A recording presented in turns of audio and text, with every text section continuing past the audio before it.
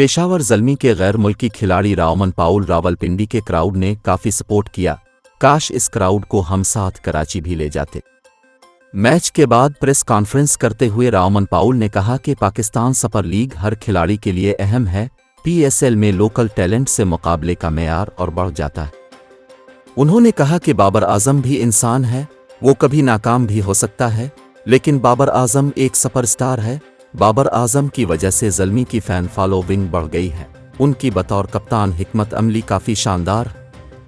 राओमन पाउल का कहना था कि जब तक बाबर और साइम खेल रहे थे तो 230 तक का स्कोर जहन में था, लेकिन जब विकेटें गिरीं तो फिर सोचा कि 200 का हदफ जहन में रखें।